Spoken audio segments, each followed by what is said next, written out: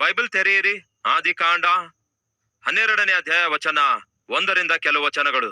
ಯೆಹೋವನು ಅಬ್ರಹಾಮನಿಗೆ, ನೀನು ಎದ್ದು ಸ್ವದೇಶವನ್ನು ಬಂಧು ಬಳಗವನ್ನು ತಂದೆಯ ಮನೆಯನ್ನು ಬಿಟ್ಟು ನಾನು ತೋರಿಸುವ ದೇಶಕ್ಕೆ ಹೊರಟು ಹೋಗು. ನಾನು ನಿನ್ನನ್ನು ದೊಡ್ಡ ಜನಾಂಗವಾಗುವಂತೆ ಮಾಡಿ ನಿನ್ನನ್ನು ಆಶೀರ್ವದಿಸಿ ನಿನ್ನ ಹೆಸರನ್ನು ಪ್ರಖ್ಯಾತಿಗೆ ತರುವೆನು. ನೀನು ಆಶೀರ್ವಾದ ನಿಧಿಯಾಗಿರುವಿ. ನಿನ್ನನ್ನು ಆಶೀರ್ವದಿಸುವವರನ್ನು ಆಶೀರ್ವದಿಸುತ್ತೇನೆ, ನಿನ್ನನ್ನು ದೂಷಿಸುವವರನ್ನು ಶಪಿಸುತ್ತೇನೆ. ಭೂಲೋಕದ ಸಮಸ್ತ ವಂಶದವರೆಲ್ಲ ನಿನ್ನ ಮೂಲಕ ಆಶೀರ್ವದಿಸಲ್ಪಡುವರು ಎಂದು ಅಬ್ರಹಾಮನಿಗೆ ಹೇಳಿದನು. ಯೆಹೋವನು ಅವನಿಗೆ ಹೇಳಿದ ಪ್ರಕಾರವೇ ಅಬ್ರಹಾಮನು ಏನಂತೆ ಹೋದನು. ಅಬ್ರಹಾಮನು ಒಂದು ಕಾಲದಲ್ಲಿ ಸೂರ್ಯ ಚಂದ್ರ ನಕ್ಷತ್ರಗಳನ್ನು ಪೂಜಿಸುವಂತಹ ಕುಟುಂಬಕ್ಕೆ ಸೇರಿದವನಾಗಿದ್ದ. ಎಫ್ರೋಟೀಸ್ ನದಿಯ ಆಚೆ ದಡದಲ್ಲಿರುವಂಥವರು ಸೂರ್ಯ ಚಂದ್ರ ನಕ್ಷತ್ರಗಳನ್ನು ಆರಾಧಿಸಿದಂಥವರಾಗಿದ್ರು. ಅಬ್ರಹಾಮನು ಸೃಷ್ಟಿಯನ್ನು ಪೂಜಿಸಿದವನಾಗಿದ್ದನು. ಆದರೆ ಸೃಷ್ಟಿಯ ಕರ್ತನೇ ಅವನೊಂದಿಗೆ ಮಾತಾಡಿದಾಗ ಅನಂತರ ಸೃಷ್ಟಿಕರ್ತನನ್ನು ಪೂಜಿಸಲಾರಂಭಿಸುತ್ತಾನೆ. ಕೇಳಿ ಸಹೋದರ ಸಹೋದರಿಯರೇ, ಕ್ರೈಸ್ತರಾಗಿರುವ ನಾವು ಸೃಷ್ಟಿಕರ್ತನನ್ನೇ ಪೂಜಿಸುವಂತಹ ಏನಾಗಿದ್ದೇವೆ ಹೇಳಿ? ಅದ್ಭುತವಾದ ಭಾಗ್ಯವಂತರಾಗಿದ್ದೇವೆ. ಬೈಬಲ್ ಹೇಳ್ತದೆ, ಯಾವ ಜನಾಂಗಕ್ಕೆ ಯೆಹೋವನು ದೇವರಾಗಿದ್ದಾನೋ ಅವರು ಧನ್ಯರು, ಭಾಗ್ಯವಂತರು. ಧನ್ಯರು ಅಂದರೆ ಭಾಗ್ಯವಂತರು ಎಂದರ್ಥ. ಯಶ್ ತನ್ನ ನಂಬಿಕೆ ರಹಸ್ಯವಾಗಿ ಮುಚ್ಚಿಡುವ ಪ್ರಯತ್ನ ಮಾಡಲಿಲ್ಲ. ಬಹಿರಂಗವಾಗಿ ಯಜ್ಞವೇದಿ ಕಟ್ಟಿಸಿದ. ಯಾರೇ ಪ್ರಶ್ನಿಸುವಾಗ ಧೈರ್ಯದಿಂದ ಹೇಳಿದ, ನಾನು ಯೆಹೋವನನ್ನು ಆರಾಧಿಸ್ತಿದ್ದೇನೆಂದು, ಸೃಷ್ಟಿಕರ್ತನನ್ನು ಪೂಜಿಸ್ತಿದ್ದೇನೆಂದು. ನನ್ನನ್ನು ನಾನು ಸಮರ್ಪಿಸಿಕೊಳ್ಳುತ್ತಾ ಪ್ರತಿಷ್ಠಿಸಿಕೊಳ್ಳುತ್ತಿದ್ದೇನೆ. ಅಷ್ಟೇ ಅಲ್ಲ, ಬಹಿರಂಗವಾಗಿ ನಾನು ಪ್ರಾರ್ಥಿಸುತ್ತಿದ್ದೇನೆ. ಯಜ್ಞವೇದಿಯನ್ನು ಕಟ್ಟಿದ ನಂತರ ಏನಿದೆ ನೋಡಿ, ಯೆಹೋವನ ಹೆಸರನ್ನು ಹೇಳಿಕೊಂಡು ಪ್ರಾರ್ಥನೆ ಮಾಡಿದನು. ಪ್ರತಿಷ್ಠಿಸಿಕೊಳ್ಳುವುದಕ್ಕಾಗಿ, ಕರ್ತನಿಗೆ ಅರ್ಪಿಸಿಕೊಳ್ಳುವುದಕ್ಕಾಗಿ, ಪ್ರಾರ್ಥನೆ ಮಾಡುವುದಕ್ಕಾಗಿ ಯಜ್ಞವೇದಿ ಸೂಚನೆಯಾಗಿತ್ತು. ರೈಟ್. ಪ್ರಾರ್ಥನೆ ಮಾಡ್ತಾನಂತೆ, ಇನ್ನು ಸ್ವಲ್ಪ ದೂರ ಪ್ರಯಾಣ ಮಾಡ್ತಾನಂತೆ. ಆಗ ಏನಾಯ್ತು ನೋಡಿ, 10ನೇ ವಚನ. ಆಗ ಆ ದೇಶದಲ್ಲಿ ಘೋರ ಬರಗಾಲ ಬಂತು. ಯಾವಾಗ? ಯಜ್ಞವೇದಿಯನ್ನು ಕಟ್ಟುತ್ತಾ ಇದ್ದಾನೆ, ಪ್ರಾರ್ಥನೆ ಮಾಡುತ್ತಿದ್ದಾನೆ, ದೇವರ ಚಿತ್ತಾನುಸಾರವಾಗಿ ಅವನು ಹೋಗುತ್ತಾ ಇದ್ದಾನೆ. ಹಾಗೆ ದೇವರ ಚಿತ್ತಾನುಸಾರವಾಗಿ ಹೋಗುತ್ತಿರುವಾಗ, ದೇವರಿಗೆ ಇಷ್ಟಕರವಾಗಿ ಜೀವಿಸುತ್ತಿರುವಾಗ, ತನ್ನ ಆತ್ಮಿಕ ಜೀವಿತ ಭದ್ರಪಡಿಸಿಕೊಳ್ಳುತ್ತಿರುವಾಗ, ಬಲಪಡಿಸಿಕೊಳ್ಳುತ್ತಿರುವಾಗ ಏನು ಬಂದಿತ್ತು ಗೊತ್ತಾ ನಿಮಗೆ? ಹೇಳ್ತೇನೆ ಕೇಳಿ. ಬರಗಾಲ ಬಂದಿತ್ತು. ನಾವು ಈಗ ಧ್ಯಾನಿಸ್ತಿರೋದು ಆದಿಕಾಂಡ 12ನೇ ಅಧ್ಯಾಯದಲ್ಲಿ.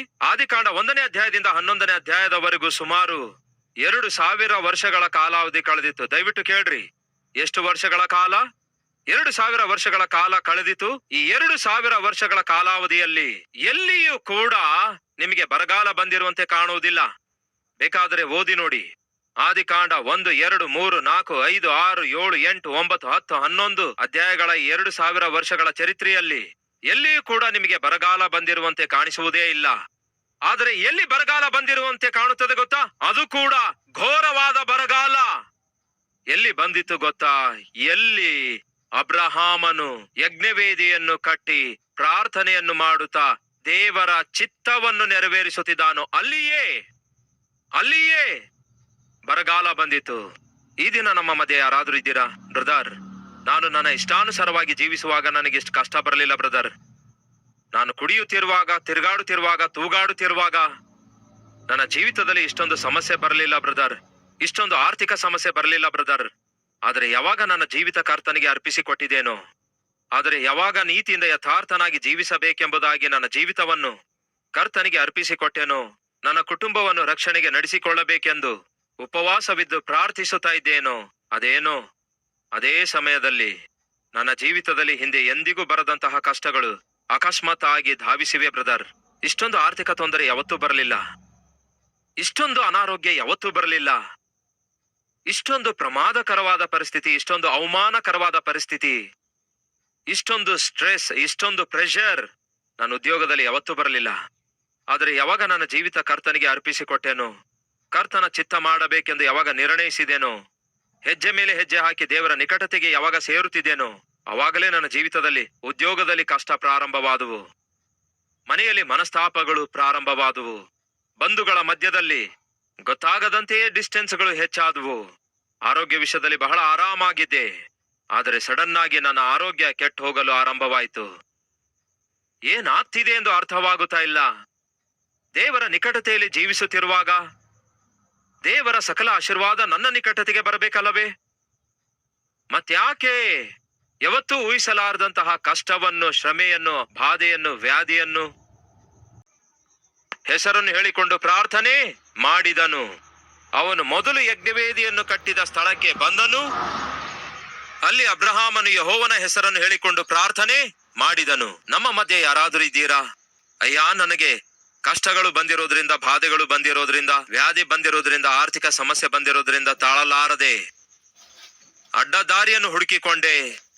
ಅದೇ ಸಮಯದಲ್ಲಿ ಕೆಟ್ಟ ಕೆಲಸಗಳಲ್ಲಿಯೂ ಕೂಡ ಕೈ ಹಾಕಿದೆ. ಯಾಕೆಂದರೆ ನನಗಿರುವ ಆರ್ಥಿಕ ಸಮಸ್ಯೆಗಳು ಅಷ್ಟೊಂದು ತೀವ್ರವಾಗಿದ್ವು. ಅದಕ್ಕಾಗಿಯೇ ಕೆಟ್ಟ ಕೆಲಸ ಮಾಡಿದ್ದೇನೆ ಅನ್ನುವವರಿದ್ದೀರಾ? ಒಂದು ದಿನ ನನಗೆ ಒಬ್ಬ ಸಹೋದರಿ ಫೋನ್ ಮಾಡಿದಳು, ಬಹಳ ಕಾಲದ ಹಿಂದೆ. ಆ ದಿನ ಟಿವಿಯಲ್ಲಿ ವಾಕ್ಯ ಕೇಳಿದ ಸಹೋದರಿ ಅಳುತ್ತಾ ಫೋನ್ ಕರೆ ಮಾಡಿದಳು. ಅಣ್ಣ, ಈ ದಿನ ನೀವು ಸಾರಿರುವ ವಾಕ್ಯ ನನ್ನ ಹೃದಯ ಒಡೆದು ಹೋಗುವಂತೆ ಮಾಡಿತು ಎಂದು ಅಳುತ್ತಾ ಹೇಳ್ತಿದ್ದಳು. ಏನಾಯ್ತಮ್ಮ ಅಂದೆ. ನಾವು ಆರ್ಥಿಕ ಸಮಸ್ಯೆ ಹಾದು ಹೋಗ್ತಾ ಇದ್ದೆವು. ಮಾಡಿದ ಸಾಲ ತೀರಿಸ್ಲಿಕ್ಕಾಗ್ಲಿಲ್ಲ. ಸಾಲ ಮಾಡಿ ಆರ್ಥಿಕ ಸಮಸ್ಯೆಗೆ ಒಳಗಾಗಿ ಅದರಿಂದ ಹೊರಬರ್ಲಿಕ್ಕಾಗದೇ ಇರುವಾಗ ನನ್ನ ಗಂಡ ಯಾರ ಬಳಿಯಲ್ಲಿ ಕೆಲಸ ಮಾಡ್ತಾ ಇದ್ದನೋ ಆ ಯಜಮಾನನಿಗೆ, ಸಾರ್ ಸ್ವಲ್ಪ ಸಹಾಯ ಮಾಡಿ, ಆರ್ಥಿಕವಾಗಿ ಬಹಳ ಕಷ್ಟ ಹಾದು ಹೋಗ್ತಿದ್ದೇವೆ ಅಂದಾಗ ಆ ವ್ಯಕ್ತಿ ಖಚಿತವಾಗಿಯೂ ಸಹಾಯ ಮಾಡ್ತೇನೆಂದು ಹೇಳ್ದ. ಆದರೆ ನನ್ನ ಕಂಡೀಷನ್ ನೀನು ಅಂಗೀಕರಿಸಬೇಕು ಅಂದ. ಏನ್ ಸಾರ್ ನಿಮ್ಮ ಕಂಡೀಷನ್? ಎಷ್ಟು ದುಡ್ಡು ಬೇಕು ನಿನಗೆ? ಸುಮಾರು 1 ಲಕ್ಷ ರೂಪಾಯಿವರೆಗೂ ಬೇಕು ಸಾರ್ ಅಂದ. ಹೊರಗಡೆ ಸಾಲ ಕೇಳಿದ್ರೆ 10 ರೂಪಾಯಿ ಬಡ್ಡಿ ಅನ್ನುತ್ತಿದ್ದಾರೆ. ತಿಂಗಳಿಗೆ 10,000 ಬಡ್ಡಿ ಎಲ್ಲಿಂದ ಕಟ್ಲಿಕ್ಕಾಗತ್ತೆ? ನನ್ನಿಂದ ಆಗೋದಿಲ್ಲ.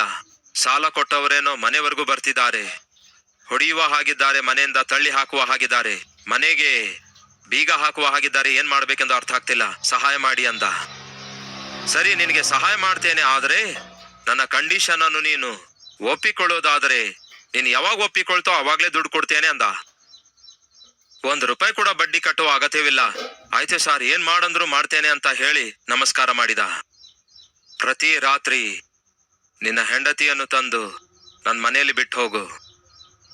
ಆ ಸಹೋದರಿ ಅಳುತ್ತಾ ಫೋನ್ ಕಾಲ್ ಮಾಡಿ ಹೇಳ್ತಾಳೆ, ಅಣ್ಣ, ಆ 1 ಲಕ್ಷ ರೂಪಾಯಿ ಸಾಲ ತೀರಿಸಲಿಕ್ಕೆ ನನ್ನ ಗಂಡನ ಕೈಲಾಗದೆ ಸುಲಭವಾದ ಮಾರ್ಗ ಆರಿಸಿಕೊಂಡಿದ್ದಾನಣ್ಣ. ನನಗೆ ಪ್ರತಿ ರಾತ್ರಿ ಕರ್ಕೊಂಡು ಹೋಗಿ ಯಜಮಾನನ ಮನೆಯಲ್ಲಿ ಬಿಟ್ಟು ಬರ್ತಾನೆ, ಬೆಳಿಗ್ಗೆ ಮತ್ತೆ ಬಂದು ಕರ್ಕೊಂಡು ಹೋಗ್ತಾನೆ. ಏನ್ರಿ ಇದು ನಾವು ಮಾಡೋದು ತಪ್ಪು, ಇದು ದೇವರ ದೃಷ್ಟಿಯಲ್ಲಿ ಅಪರಾಧ, ಇದು ಅಪವಿತ್ರವಾದ ಕಾರ್ಯ, ವ್ಯಭಿಚಾರ ಆಗಿದೆ ಎಂದು ಎಷ್ಟೇ ಬೇಡಿಕೊಂಡ್ರು ಸಹ ನಮಗಿರುವ ಕಷ್ಟ ತೀರಬೇಕಾದರೆ ಈ ಮಾರ್ಗ ಬಿಟ್ರೆ ಬೇರೆ ಮಾರ್ಗ ಕಾಣಿಸುತ್ತಾ ಇಲ್ಲ ಅಂತ ಹೇಳಿ ಸಮರ್ಥಿಸಿಕೊಳ್ಳುತ್ತಾ ಬಂದಿದ್ದಾನೆ. ಈ ದಿನ ನೀವು ವಾಕ್ಯ ಹೇಳ್ತಿರುವಾಗ ವ್ಯಭಿಚಾರ ಎಷ್ಟು ಪ್ರಮಾದಕರವಾದದೆಂದು, ಅದು ದೇವರ ದೃಷ್ಟಿಯಲ್ಲಿ ಎಷ್ಟು ಹೀನವಾಗಿದೆ ಎಂದು ತಿಳ್ಕೊಂಡೆ ಅಂದಳು. ಯಶ್, ಆರ್ಥಿಕ ಸಮಸ್ಯೆಗಳಿವೆ, ಮಕ್ಕಳಿಗೆ ವಿದ್ಯಾಭ್ಯಾಸ ಮಾಡಿಸುವ ಜವಾಬ್ದಾರಿಕೆ ಇದೆ. ಗಂಡ ಏನೋ ಸೋಮಾರಿ, ತಿನ್ನೋದನ್ನು ಬಿಟ್ರೆ ಬೇರೆ ಯಾವ ಕೆಲಸ ಮಾಡಲ್ಲ. ಮಕ್ಕಳ ಭವಿಷ್ಯ ಅಲ್ಲಕಲ್ಲೋಲವಾಗುತ್ತಾ ಇದೆ. ಹೆಂಡತಿಯಾಗಿ ನಾನೇನು ಅಷ್ಟು ಸರಿಯಾಗಿ ಓದಲಿಲ್ಲ. ಇರುವ ಒಂದೇ ಒಂದು ಮಾರ್ಗವೇನೆಂದರೆ ಮೈ ಮಾರಿಕೊಳ್ಳೋದು. ಇದೇ ನನಗೆ ಸುಲಭವಾಗಿ ಕಾಣಿಸ್ತಿದೆ. ನಾನ್ ಮಾಡ್ತಿರೋದು ನನಗಿರುವ ಕೋರಿಕೆ ತೀರಿಸಿಕೊಳ್ಳುವುದಕ್ಕಾಗಿ ಅಲ್ಲ, ನಾನಿದನ್ನು ಮಾಡ್ತಿರೋದು ಮಕ್ಕಳನ್ನು ಓದಿಸುವುದಕ್ಕಾಗಿ. ತಪ್ಪು ಎಂದು ಅನಿಸಿದ್ರು ಸಹ, ಆದರೆ ನನಗ್ ಮಾತ್ರ ತಪ್ಪು ಅನಿಸುತ್ತಾ ಇಲ್ಲ ಅನ್ನುವಂಥವರು ಇದ್ದೀರಾ? ಯಾಕೆ ಅನ್ಯಾಯದಿಂದ ಜೀವಿಸ್ತೀರಿ? ಅನ್ಯಾಯವಾಗಿ ಯಾಕೆ ಸಂಪಾದಿಸ್ತೀರಿ? ಯಾಕೆ ಅಡ್ಡದಾರಿಯನ್ನು ಹಿಡಿಯುತ್ತೀರಿ? ನಿಮಗಿರುವ ಸಮಸ್ಯೆ ಹೌದು ತೀವ್ರವಾಗಿದೆ. ಆ ತೀವ್ರವಾದ ಸಮಸ್ಯೆದಿಂದ ಹೊರಬರುವುದಕ್ಕಾಗಿ, ಆ ತೀವ್ರವಾದ ಸಮಸ್ಯೆಯನ್ನು ಎದುರಿಸುವುದಕ್ಕಾಗಿ ಬೇಕಾದಷ್ಟು ನಂಬಿಕೆ ಇಲ್ಲದೆ, ಪ್ರಾರ್ಥನೆ ಇಲ್ಲದೆ, ಕರ್ತನ ಮೇಲೆ ಆಧಾರಗೊಳ್ಳುವಂತಹ ನಂಬಿಕೆ ಇಲ್ಲದೆ ನಮ್ಮಲ್ಲಿ ಬಹಳಷ್ಟು ಜನ ಅಡ್ಡದಾರಿಯನ್ನೇ ಆರಿಸಿಕೊಳ್ತಾರೆ. ಅಡ್ಡದಾರಿಗಳು ತಾತ್ಕಾಲಿಕವಾಗಿ ನಿಮಗೆ ಪರಿಷ್ಕಾರವಾಗಿ ಕಾಣಬಹುದೇನೋ, ಹೊಟ್ಟೆ ತೀರಿಸಬಹುದೇನೋ, ಕಷ್ಟಗಳನ್ನು ತಾತ್ಕಾಲಿಕವಾಗಿ ತಳ್ಳಿ ಹಾಕಬಹುದೇನೋ, ಆದರೆ ಆ ನಂತರ ಶಾಶ್ವತವಾಗಿ ಪ್ರಮಾದವನ್ನು ತರುತ್ತದೆ. ಕರ್ತನು ನನಗೆ ದಿವ್ಯದಾನಗಳಿಂದ ಆಶೀರ್ವದಿಸಲು ನನ್ನ ಬಳಿಗೆ ಬರುವಾಗ ನಾನು ಯಥಾರ್ಥವಾಗಿ ಕಾಣಿಸಿಕೊಳ್ಳಬೇಕು. ಹಾಗೆ ಕಾಣಿಸಿಕೊಳ್ಳಲಾರದೇ ಇರುವುದಕ್ಕಾಗಿ ನನ್ನ ಜೀವಿತದಲ್ಲಿ ನಾನು ಸಮಾಧಾನ ಹೊಂದಿಕೊಳ್ಳಲಿಕ್ಕಾಗ್ತಿಲ್ಲ. ಕರ್ತನೇ, ನೀನು ನನ್ನ ಬಳಿಗೆ ಬಂದ ವೇಳೆಯಲ್ಲಿ ನಾನು ಯಥಾರ್ಥನಾಗಿ ಕಾಣಿಸಿಕೊಳ್ಳುವ ಕೃಪೆ ನನಗೆ ದಯಪಾಲಿಸಿರಿ ಎಂದು ಪ್ರಾರ್ಥಿಸೋಣವೇ? ಬನ್ನಿರಿ, ಪ್ರತಿಯೊಬ್ಬರು ಮೊಳಕಾಲೂರಿ ಈ ಪ್ರಾರ್ಥನೆಯಲ್ಲಿ ಐಕ್ಯವಾಗಿರಿ.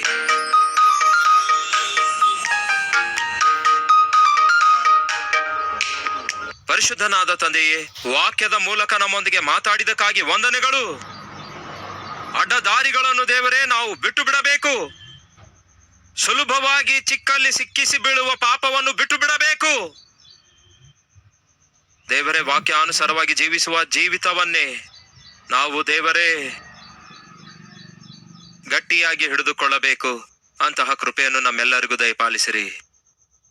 ಪರೀಕ್ಷಿಸಲ್ಪಡದಂತಹ ನಂಬಿಕೆ ಪ್ರಯೋಜನವಿಲ್ಲ. ಪರೀಕ್ಷಿಸಲ್ಪಡಲಾರದೆ ನಾವು ಪ್ರಯೋಜಕರಾಗೋದಿಲ್ಲ. ನೀವು ನಮ್ಮನ್ನು ಪರೀಕ್ಷಿಸುತ್ತಿರುವುದಾದರೆ ಪ್ರಯೋಜಕರವಾದ ಪಾತ್ರಗಳನ್ನಾಗಿ ಉಪಯೋಗಿಸಲು ಬಯಸುತ್ತಾ ಇದ್ದೀರಿ. ಅನೇಕರಿಗೆ ಆಶೀರ್ವಾದಕರವಾಗಿ ಮಾರ್ಪಡಿಸಬೇಕೆಂದು ಬಯಸುತ್ತಾ ಇದ್ದೀರಿ. ಪ್ರತಿ ಪರೀಕ್ಷೆಯಲ್ಲಿ ಜಯಿಸುವ ಕೃಪೆಯನ್ನು ನಮಗೆ ದಯಪಾಲಿಸಿರಿ. ನನಗೂ ಕೂಡ ದಯಪಾಲಿಸಿರಿ. ಈ ದಿನ ಮೊದಲುಗೊಂಡು ತಿಳಿದು ಯಾವ ತಪ್ಪು ಮಾಡುತ್ತಿದ್ದೇವೋ ಅವೆಲ್ಲವುಗಳನ್ನು ಬಿಟ್ಟು ಇನ್ನು ಮೇಲಾದರೂ ಯಥಾರ್ಥರಾಗಿ ಜೀವಿಸುವಂತಹ ಕೃಪೆ ನಮಗೆ ದಯಪಾಲಿಸಿರೆಂದು ನಿಮ್ಮ ನಾಮ ಮಹಿಮೆ ಪಡಿಸಿಕೊಳ್ಳಿರೆಂದು ನಿಮಗೆ ಮಹಿಮೆ, ಘನತೆ, ಪ್ರಭಾವಗಳನ್ನು ಯುಗ ಯುಗಗಳವರೆಗೂ ಸಲ್ಲಿಸುತ್ತಾ ನಮ್ಮ ಪ್ರಾರ್ಥನೆಗೆ ಉತ್ತರ ಕೊಟ್ಟಿದ್ದಕ್ಕಾಗಿ, ನಮ್ಮ ಪ್ರಾಣಾತ್ಮ ಶರೀರಗಳನ್ನು ಶುದ್ಧೀಕರಿಸಿದ್ದಕ್ಕಾಗಿ, ಶೀಘ್ರದಲ್ಲಿಯೇ ನಮ್ಮ ಮನೆ ಬಾಗಿಲನ್ನು ತಟ್ಟಿ ಉತ್ತರ ಕೊಡುತ್ತಿರುವುದಕ್ಕಾಗಿ ನಿಮಗೆ ವಂದನೆಗಳನ್ನು, ಸ್ತುತಿ ಸ್ತೋತ್ರಗಳನ್ನು ಸಲ್ಲಿಸುತ್ತಾ ಯೇಸುವಿನ ನಾಮದಲ್ಲಿ ಬೇಡಿ ಹೊಂದಿದ್ದೇವೆ ತಂದೆಯೇ. ಆಮೆನ್.